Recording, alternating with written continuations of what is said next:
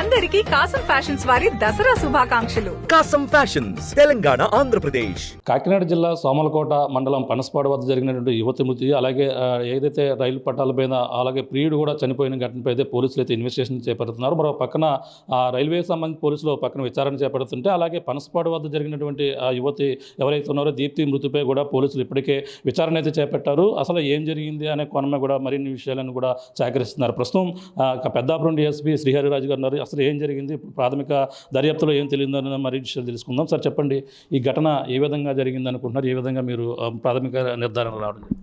ఈరోజు మార్నింగ్ సామర్లకోట లిమిట్స్లో పనసపాడు గ్రామ శివారులో ఈ గొల్లపల్లి దీప్తికి సంబంధించిన డెడ్ బాడీ అక్కడ మనకు ఐడెంటిఫై అయింది. ముందు డెడ్ బాడీ ఐడెంటిఫై అయింది, తర్వాత ఎంక్వైరీ చేస్తే ఆవిడ దుర్గాడికి సంబంధించి గొల్లపల్లి దీప్తి అని చెప్పి తెలిసింది. మేము ఇంటర్మీడియట్ చదువుతున్నట్టుగా కాకినాడలో బంధువుల ఇంటికి వచ్చి అక్కడి నుంచి కనిపించలేదనే విషయం తెలిసింది. తర్వాత ఈ రైల్వే ట్రాక్ మీద ఎవరైతే పడి ఆత్మహత్య చేసుకున్నట్టు కనిపిస్తుందో ఎవరు అని చెప్పి వెరిఫై చేస్తే కొమ్మూరు అశోక్ అని తెలిసింది. అలాగే ఈ రెండు కేసులకి ఏమైనా సంబంధం ఉందా, ఈ ఇద్దరు వ్యక్తులకి ఏమైనా సంబంధం ఉందా అంటే ప్రాథమిక సాక్ష్యాల ఆధారాల ప్రకారం ఉందనే తెలుస్తుంది. కారణం ఏంటంటే ఈ కొమ్మూరు అశోక్ సంబంధించిన క్యాప్ ఏదైతే ఉందో అక్కడ మరి అమ్మాయి చనిపోయిన నేర పరిచయం దొరకడం, అలాగే వీళ్ళిద్దరికీ పరిచయం ఉందని చెప్పేసి మనకి కొంతమంది సాక్షులు చెప్పడం, అలాగే కాల్ డీటెయిల్స్ వెరిఫై చేస్తే ఇద్దరికి మధ్యన కాల్స్ ఉన్నాడు, ఇవన్నీ కూడా తెలిసింది. ఆ విషయం మీద దర్యాప్తు చేస్తున్నాం. మా జిల్లా ఎస్పీ గారు శ్రీ జి బిందుమాల ఐపీఎస్ వారు దర్యాప్తు శాస్త్రీయ పద్ధతిలో జరగాలని ఆదేశించడం జరిగింది. అందులో భాగంగా డాగ్స్ కూడా తీసుకొచ్చాం, తర్వాత క్లూస్ టీమ్ వచ్చారు, అలాగే ఈ కాల్ డేటా కూడా అనాలిసిస్ చేయడం జరిగింది. ఇంకా ఫర్దర్ ఇంకేమైనా ఎవిడెన్స్ ఉందా, ఈ మరణాలకు దారితీసిన పరిస్థితులు ఏంటి, కారణాలు ఏంటి అనే విషయం మీద ఇంకా లోతుగా పరిశీలించారు. ఎవరైతే యువత చనిపోయిన ప్రదేశంలో ఏ విధంగా ఉంది సార్ అక్కడ సీన్ ఆఫ్ ఎఫెన్స్ అంతా? అంటే అది అక్కడ ఒక కాలువ ప్రక్కన ఉంది. అక్కడికి ఎందుకు వచ్చారు, ఎలా వచ్చారు, ఏ టైంలో వచ్చారు, ఇవన్నీ కూడా ఇంకా వెరిఫై చేయవలసింది. అక్కడ అబ్బాయికి సంబంధించిన క్యాబ్ కూడా మాకు లభ్యమైంది. దాన్ని కూడా మీడియేట్ సమక్షంలో సేకరించడం జరిగింది. అంటే ప్రధానంగా చూసుకుంటే అక్కడ జరిగిన ప్రదేశం చూసుకుంటే అక్కడ ఎక్కువగా మందుబాబులు ఉంటారు, అలాగే అక్కడ గంజా బ్యాచ్ కూడా ఉంటారు, ఇటువంటి ప్రచారం జరుగుతుంది. ఎంతవరకు వాస్తవం ఉండే అవకాశం లేదా ఇద్దరే వాళ్ళు చనిపోయి ఉంటారా, అతను ఆ అమ్మాయిని చంపేసి తన ఆత్మహత్య చేసుకుని ఉంటారా, ఎవరన్నా బయట వ్యక్తులు ఏమన్నా ఇందులో పాల్గొని ఉండే అవకాశం ఉందా? అంటే గంజాయికి దీనికి సంబంధం లేదండి. అది గంజాయి అనేది అసలు కాకినాడ జిల్లాలో లేదని మా ఎస్పీ గారు చెప్తున్నారు, మేము చెప్తున్నాం. మేము పట్టుకోవడమే తప్పించి వినియోగం అనేది లేదండి ఈ జిల్లాలో.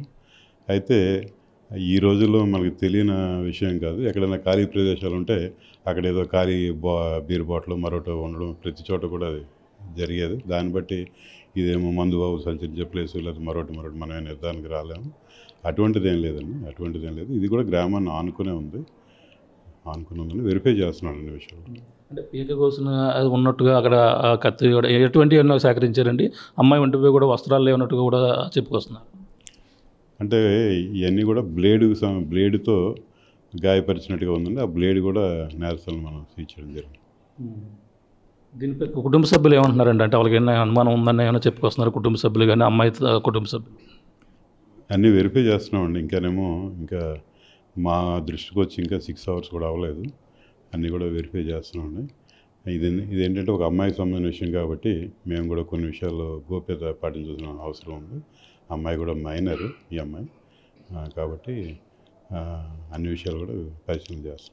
అంటే అమ్మాయి 4 బంధువులు ఇంటి దగ్గర ఉంటుందని తీసుకుని వచ్చినట్టు తానే వచ్చిందంటే తీసుకెళ్ళడానికి వచ్చాను. ఇంకా వెరిఫై చేస్తున్నామండి. ఈ అమ్మాయి ఏంటంటే 6 o'clock ఇంటికి వచ్చింది. తర్వాత మళ్ళీ అమ్మాయి కజిన్ ఉన్నారు. మళ్ళీ ఈ అమ్మాయి ఏమో ఏ టైంలో బయటకు వెళ్ళింది, ఎవరితో వెళ్ళింది, ఇవన్నీ కూడా వెరిఫై చేస్తున్నాం. ఇది పరిస్థితి. ప్రస్తుతం అయితే దీనికి సంబంధించిన అయితే విచారణ అయితే కొనసాగుతున్నటువంటి పరిస్థితి ఉంది. అలాగే ప్రధానంగా ఒకటే ప్రాథమికంగా అయితే ఒక అంచనాకి అయితే రావడం జరుగుతుంది. అది తనైతే ఈ విధంగా చంపి లేదంటే తన ఆత్మహత్య చేసుకుంటే ఒక అనుమానాలు అయితే కుటుంబ సభ్యుల్లో కూడా అందరిలో కూడా కలుగుతున్నటువంటి పరిస్థితి. ఇటువంటి గంజాయి బ్యాచ్ కానీ అటువంటి ఆనవాళ్ళు అటువంటి పుకార్లు ఎవరు కూడా నమ్మవద్దు. అక్కడ ఎటువంటి ఘటనలు కూడా జరగడం లేదు. కాకినాడ జిల్లాలోనే గంజాయి బ్యాచ్ కూడా లేదు, కానీ అవి పట్టుకోవడం అయితే జరుగుతుంది. కానీ ఇటువంటి పుకార్లు ఎవరు కూడా నమ్మవద్దు. ఇది ప్రస్తుతం అక్కడ ఎవరైతే తన తనకు సంబంధించినటువంటి అశోక్ సంబంధించిన క్యాప్ అవన్నీ కూడా ఉండడంతోనే తానే ఈ యొక్క ఘటన కూడా పాల్పడి ఉంటారనే అనుమానంతో మొత్తం ఆ కోణంలో కూడా దర్యాప్తు అయితే కొనసాగుతుందని చెప్పేసి పెద్దాపురం డిఎస్పీ శ్రీహరిరాజు గారు చెప్తున్నటువంటి పరిస్థితి ప్రధానంగా ఉందని చెప్పాలి. దిక్కునున్న తాజా పరిస్థితి. కెమెరాలతో ప్రకాష్ RTV సామర్లకోట నుంచి. తెలుగులో న్యూస్ కి ఫాస్టెస్ట్ యాప్ ఇప్పుడు టోటలీ న్యూ అవతార్లో జస్ట్ 5 seconds లో కంప్లీట్ న్యూస్. సోషల్ మీడియాలో ట్రెండ్స్ కి one stop solution. Live TV app voice search option తో ఇప్పుడే డౌన్లోడ్ చేయండి లేదా అప్డేట్ అయిపోండి. యాప్ లింక్ డిస్క్రిప్షన్ లో ఉంది.